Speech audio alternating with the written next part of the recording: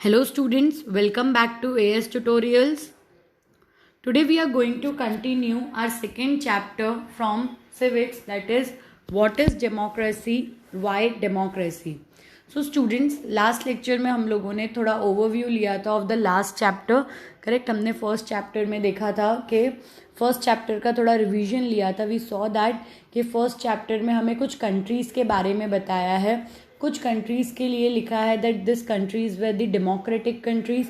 कुछ कंट्रीज़ के लिए लिखा है that this countries were not democratic, मतलब they were non democratic countries. So यहाँ पर अभी हम देखने वाले हैं कि हाउ एग्जैक्टली हम डिफाइन कर सकते हैं कि एक कंट्री डेमोक्रेटिक है या फिर नहीं है. देन उसके बाद हमने देखा था that in the contemporary world, मतलब मॉडर्न वर्ल्ड में every country wants to be democratic. हर कंट्री को क्या बनना है, they have to become the democratic country. बहुत सारी कंट्रीज तो क्या करती है, वो प्रिटेंड करती है that they are democratic. True sense में वो डेमोक्रेटिक नहीं होती हैं. वो सिर्फ क्या करती हैं, they just pretend that they are democratic. So यहाँ पर हम लोग फाइंड आउट करेंगे, हम लोग ट्राई आउट करेंगे कि हम लोग ऐसी कंट्रीज़ को डिस्टिंग्विश कर पाए from the pure democratic countries. Now इसके लिए हमने कल एक बेसिक डेफिनेशन से शुरुआत की थी. A definition was democracy is the form of government in which the rulers are elected by the people. हमारा बेसिक डेफिनेशन क्या था स्टूडेंट्स, दैट डेमोक्रेसी एक ऐसे टाइप का गवर्नमेंट होता है जहाँ पर the rulers are elected by the people, मतलब सिटीजन्स डिसाइड करते हैं कि उनका लीडर कौन होगा. मतलब अब जितनी भी कंट्रीज़ है जहाँ पर रूलर सिटीजन्स इलेक्ट करते हैं, वो countries become the contenders for the democracy. ठीक है, मतलब उन कंट्रीज़ में से हम फाइंड आउट करेंगे कि ट्रू डेमोक्रेटिक कंट्री कौन सी है. जिन कंट्रीज़ में रूलर लोग सिलेक्ट नहीं करते वो डेमोक्रेटिक कंट्रीज नहीं होती, वो डेमोक्रेसी की रेस से बाहर है. जैसे we saw that Saudi Arabia, Nepal, इसके एग्जाम्पल्स के अकॉर्डिंग वी सॉ दैट कि Saudi Arabia, Nepal, this are the countries जहाँ पर किंग रूल है. एंड किंग यूजुअली लोग इलेक्ट नहीं करते. किंग क्यों, मतलब why does the person become the king, because वो एक रॉयल फैमिली में बर्थ लेता है, सिर्फ इसीलिए वो किंग बनता है. It is not that people are selecting him, people are electing him. So यहाँ पर बेसिक डेफिनेशन से हम क्या कर पा रहे हैं, हम लोग डेमोक्रेटिक कंट्री को नॉन डेमोक्रेटिक से कम्प्लीटली सेपरेट कर पा रहे हैं. अब हम लोग आगे जो टॉपिक पढ़ेंगे वो कौन सी कंट्रीज़ के लिए होगा, द कंट्रीज जहाँ पर rulers are elected by the people. अच्छा, अब इसके लिए हम लोगों ने कुछ क्वेश्चंस देखे थे. करेक्ट, फीचर्स पढ़ने के लिए देयर वर सम क्वेश्चन कि रूलर कौन होते हैं, इलेक्शन क्या है, कौन लोग होते हैं जो इलेक्ट करते हैं, कौन सा फॉर्म ऑफ गवर्नमेंट फॉर्म होता है, क्या गवर्नमेंट के पास सारे पावर्स होते हैं, जो चाहे वो कर सकता है, या कुछ लिमिट्स होते हैं. सो यहाँ पर अभी ये जो हमारे 4 क्वेश्चंस हैं, इन क्वेश्चन के रिलेशन में हम थोड़े एग्जाम्पल्स पढ़ेंगे कंट्रीज़ के रिलेटेड. एंड उन एग्जाम्पल के बेसिस पर हम डिसाइड करेंगे कि डेमोक्रेसी के ट्रू फीचर्स क्या होने चाहिए और कौन सी कंट्री डेमोक्रेटिक कंट्री है. जिसमें हम लोगों ने कल पाकिस्तान का एग्जाम्पल कंप्लीट किया था. Correct, we saw that Pakistan के अंदर इलेक्शंस हो रहे हैं, रेगुलरली इलेक्शंस हो रहे हैं. सो मतलब हमारा बेसिक डेफिनेशन तो फुलफिल हो रहा है, मतलब पाकिस्तान कैन प्रिटेंड कि वो डेमोक्रेटिक है. लेकिन हमने ये भी देखा that final decision making power military head के पास थी. किसके पास थी, मिलिट्री हेड के पास थी. अगर decision making power military head के पास है, मिलिट्री हेड को तो हमने इलेक्ट नहीं किया, अगर डिसीजन मेकिंग पावर उस पर्सन के हाथ में है जिसको हमने इलेक्ट नहीं किया है, मतलब वो कंट्री डेमोक्रेटिक कंट्री नहीं है. समझ आया क्या बोला यहाँ पे.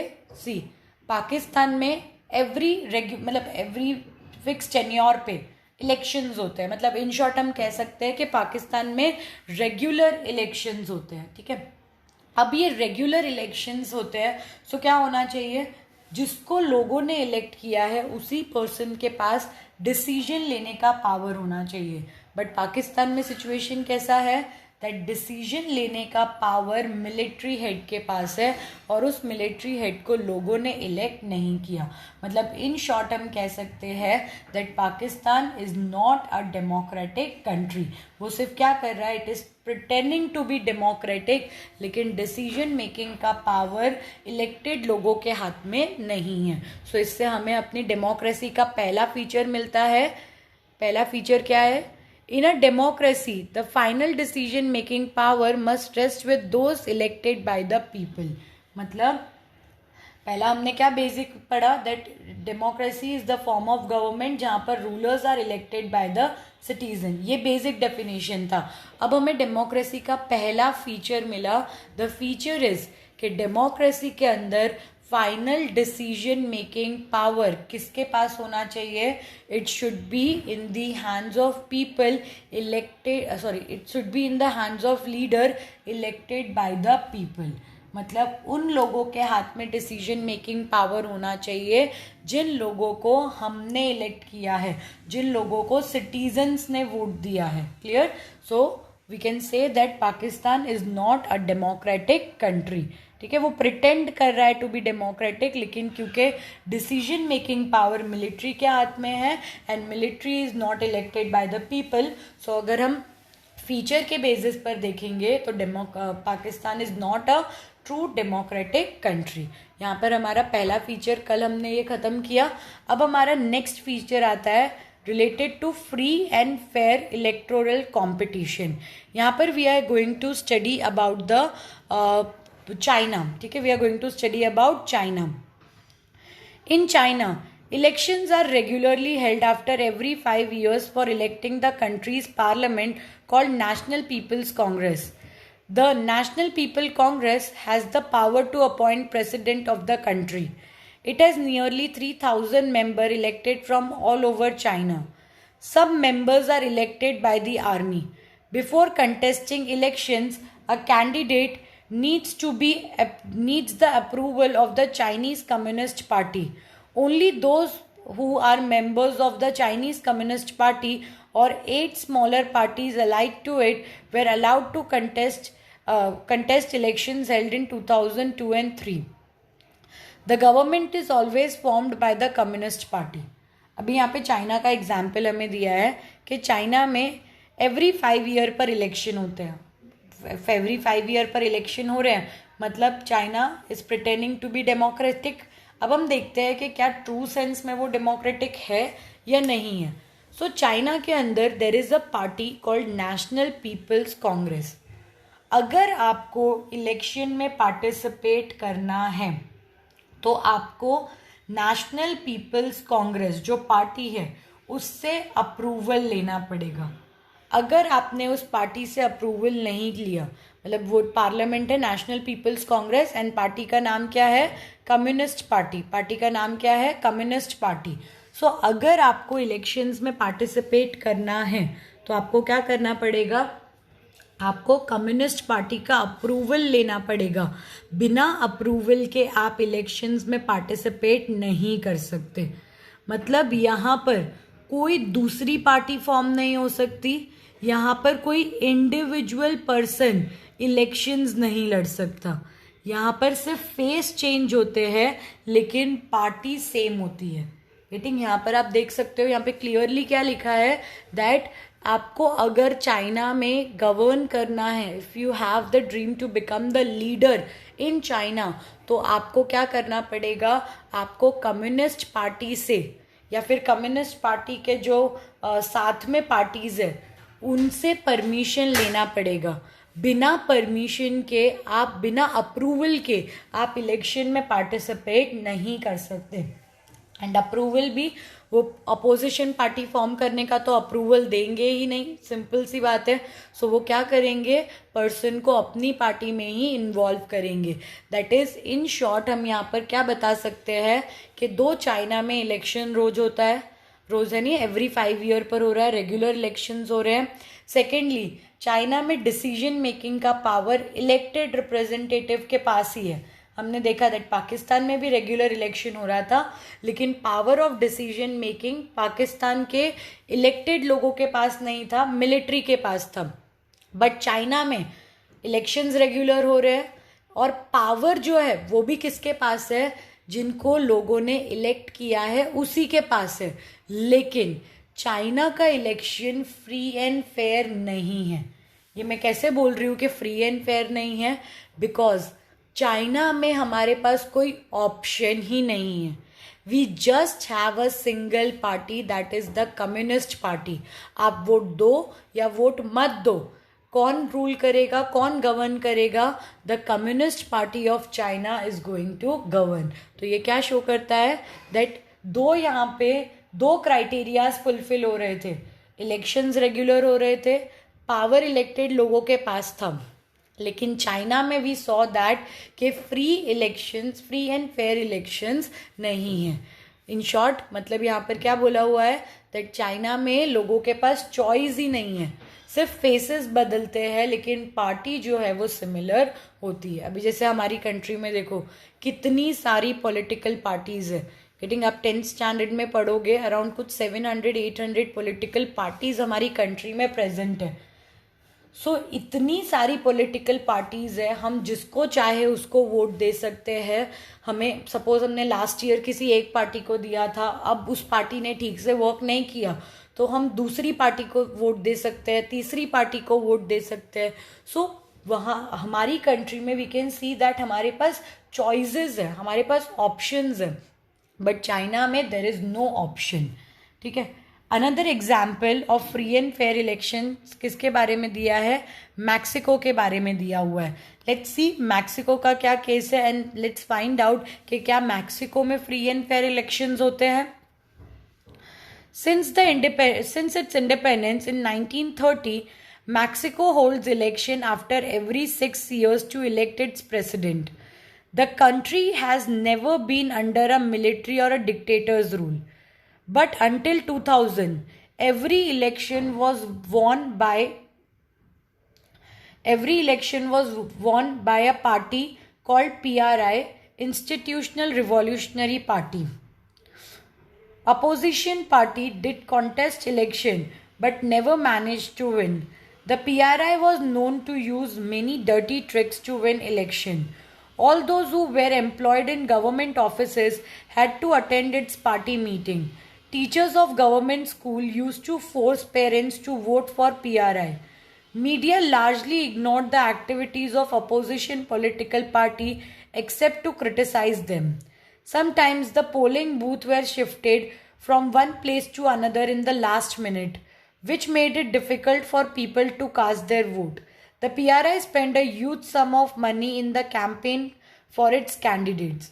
अच्छा, अभी यहाँ पे अपने को मैक्सिको का एग्जाम्पल दिया है।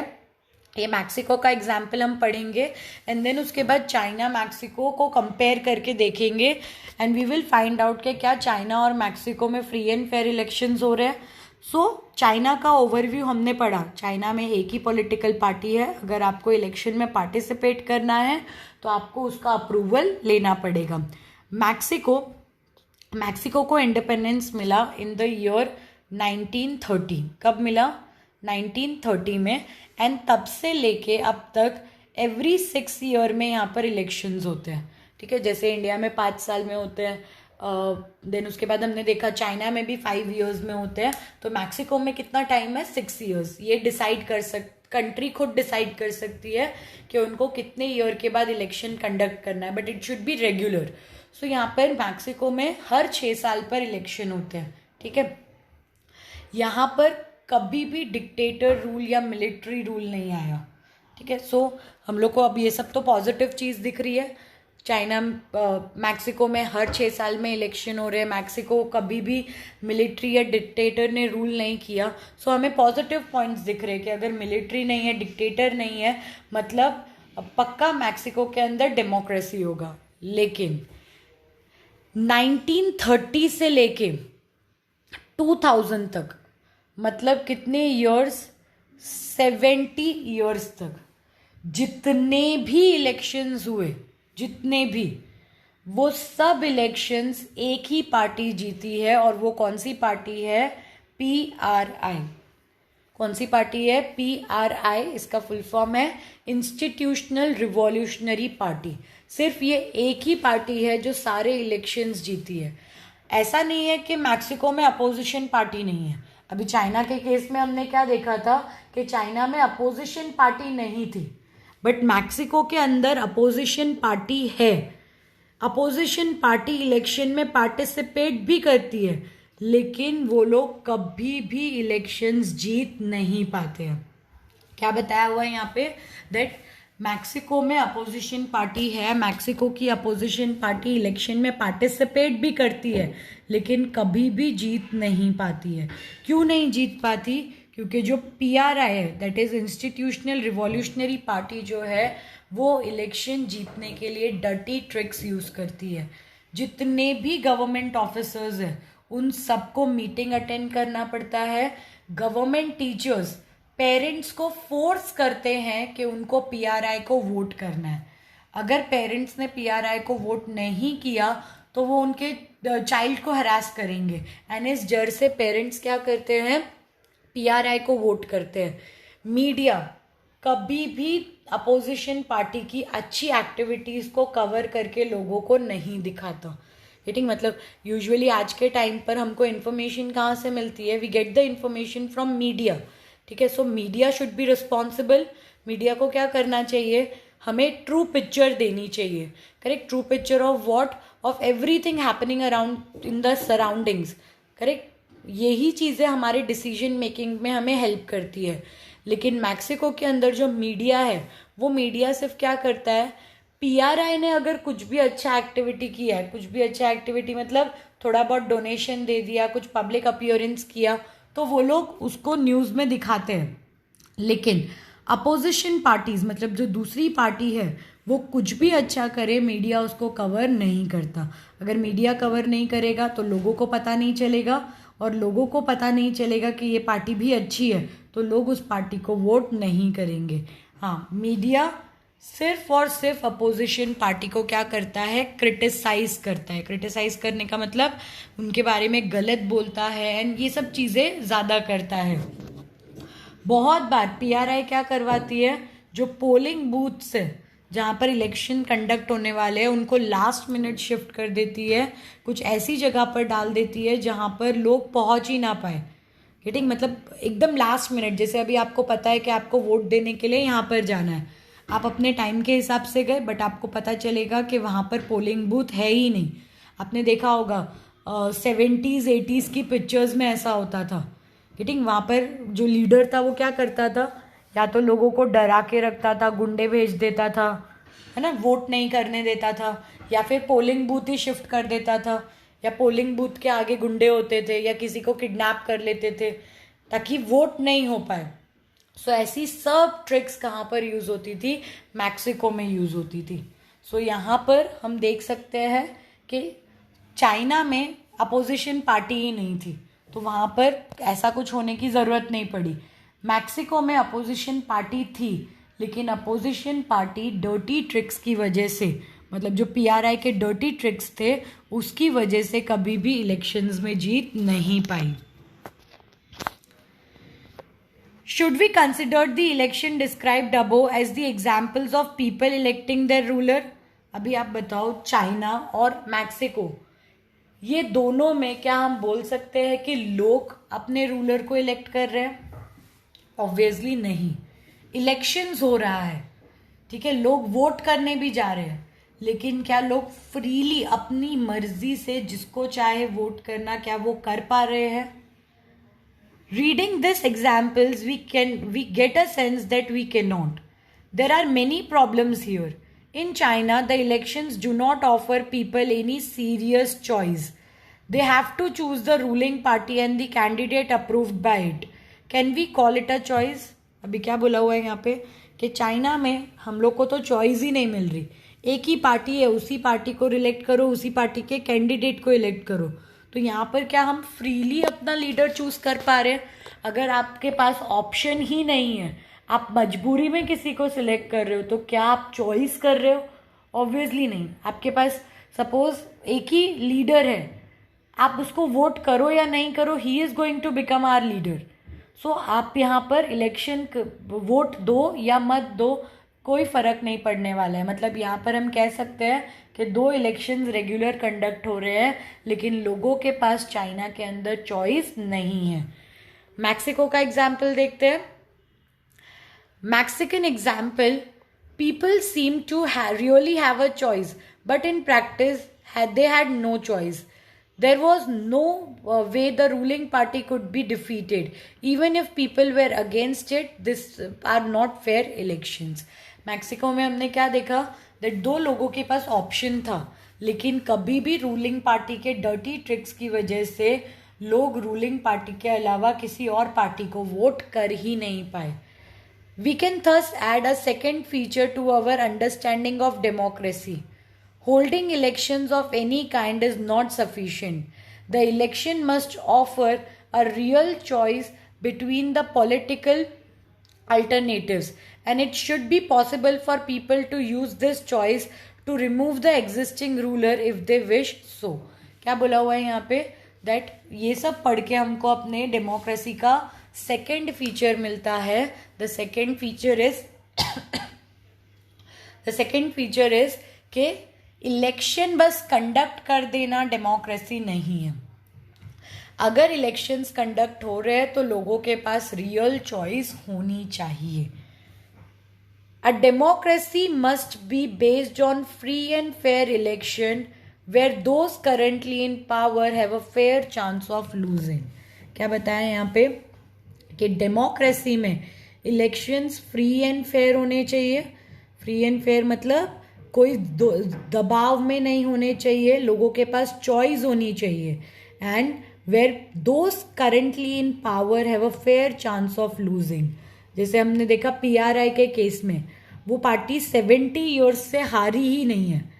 मतलब ऑब्वियसली वहाँ पर गलत तरीके से इलेक्शन कंडक्ट करवाए जा रहे हैं। आप अपनी कंट्री में देख सकते हो, इन इंडिया आप देख सकते हो कि जो पार्टी पावर में है उसके हारने के पूरे चांसेस हैं, और जो हारी हुई पार्टी है उसके अगले साल या अगले इलेक्शंस में जीतने के फुल चांसेस है। तो ऐसे इलेक्शंस होने चाहिए। मैक्सिको में कैसा हो रहा था कि इलेक्शंस हो या नहीं हो, पता था कि obviously PRI is going to win, क्योंकि वहाँ पर ट्रू बेसिस पर इलेक्शंस नहीं हो रहे थे। सो हमारा second feature of democracy is के democracy must be based on free and fair election where those in power have a chance of losing. मतलब democracy free and fair elections पर based होनी चाहिए, एंड जो लोग power में है उनका हारने का पूरा चांस रहना चाहिए। That is everyone should get the chance to participate to lead in democracy। ये हमारा सेकेंड फीचर खत्म हुआ। अब आता है हमारा third feature, 1 person 1 vote 1 value। इसे हम यूनिवर्सल लिटिल फ्रेंचाइज भी कहते हैं। इसका मतलब क्या है, दैट एक पर्सन के पास एक वोट होना चाहिए और उस वोट की एक ही वैल्यू होनी चाहिए। अब आप क्या सोच रहे होगे, आप सोच रहे होगे ना कि मैम ऑब्वियसली ऐसा ही होता है, एक पर्सन के पास एक ही वोट होता है और एक वोट को एक ही तो गिनेंगे, एक वोट को 2 या आधा तो गिनने वाले नहीं है। ठीक है, ये आप क्यों बोल पा रहे हो, because you live in a country जहाँ पर 1 vote 1 person 1 vote 1 वैल्यू का प्रिंसिपल एप्लीकेबल है। गेटिंग, हम एक ऐसी कंट्री में रहते हैं जहाँ पर इलेक्शंस फ्री एंड फेयर हो रहे हैं, डिसीजन मेकिंग का पावर जिनको हमने इलेक्ट किया है उनके पास ही है, प्लस एक पर्सन के पास, एक एडल्ट पर्सन के पास एक वोट है, उस वोट का एक ही वैल्यू है। ऐसा नहीं है कि मेन ने वोट किया है तो 1 काउंट होगा, वुमेन ने किया है तो हाफ होगा। हमारी कंट्री में ऐसा नहीं है, but there are certain countries in the world जहाँ पर ऐसा है, जहाँ पर मेन के 1 वोट को 1 ही काउंट करते हैं, बट वुमेन के वोट को हाफ काउंट किया जाता है। रीडिंग, अगर 100 मेन ने वोट किया तो 100 वोट्स होंगे, बट अगर 100 वुमेन्स ने वोट किया तो वो कितने होंगे, खाली 50 होंगे। So let's see this example. ये ऐसा कौन सी कंट्री में होता है, In the previous chapter, we read about how the struggle for democracy was linked to the demand for universal adult franchise. This principle has now come to be accepted almost all over the world. Yet there are many instances of denial of equal rights to vote. हम लोगों ने French revolution में देखा, first chapter तो इस book का हमने नहीं पढ़ा है, बट हम लोगों ने फ्रेंच रिवॉल्यूशन में देखा था दैट कैसे लोगों ने वोटिंग राइट के लिए फाइट किया था. How people were fighting for the right to vote. Womens ने कैसे फाइट किया था कि उनको भी वोट करने का राइट मिले. नाउ आज के टाइम पर almost every country in the world has accepted the voting system. जो यूनिवर्सल सिस्टम है ऑफ वोटिंग इलेक्शन, वो ऑलमोस्ट हर कंट्री ने एक्सेप्ट किया है.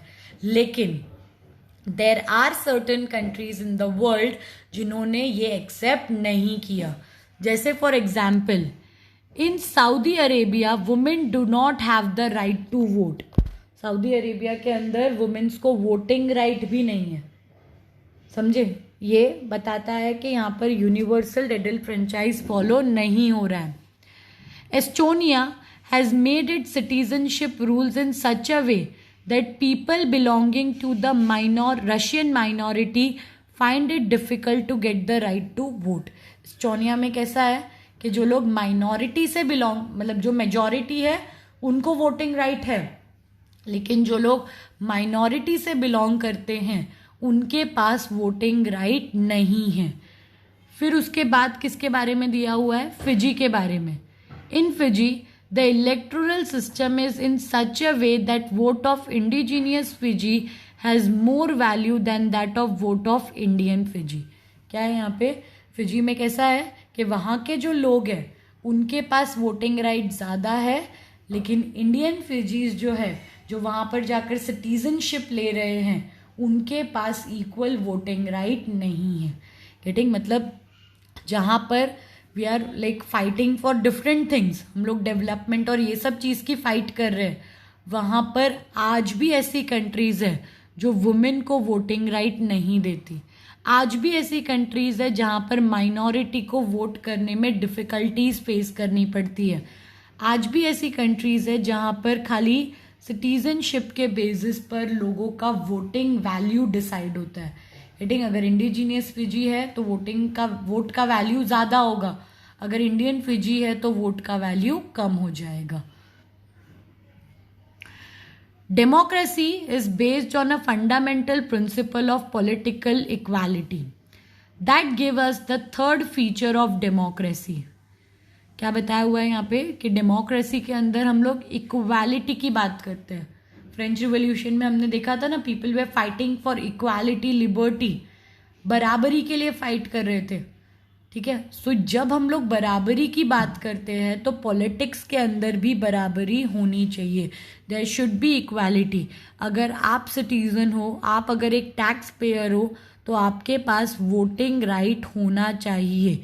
अगर वोटिंग राइट नहीं होगा that means democratic principle proper तरीके से एप्लीकेबल नहीं है.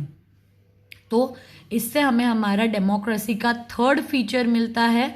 The third feature of democracy is in a democracy each adult citizen must have one vote and each vote must have one value.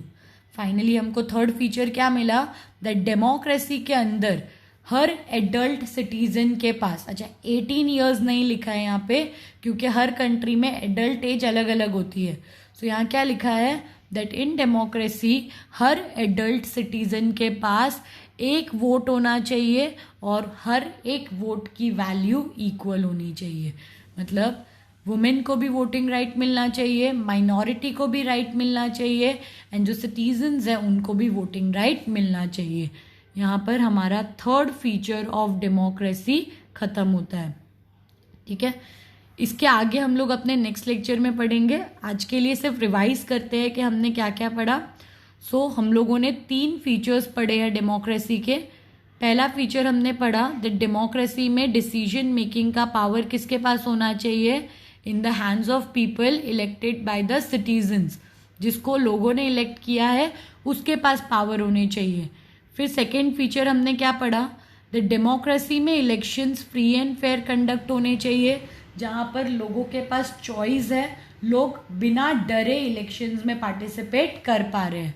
And तीसरा क्या है, the democracy के अंदर every adult citizen, हर adult citizen के पास एक vote होना चाहिए और हर वोट की वैल्यू इक्वल होनी चाहिए। ठीक है, सो आज के लिए इतना ही, आज यहाँ पे स्टॉप करते हैं स्टूडेंट्स। नेक्स्ट लेक्चर में हम लोग ये चैप्टर को कंटिन्यू करेंगे। Thank you students.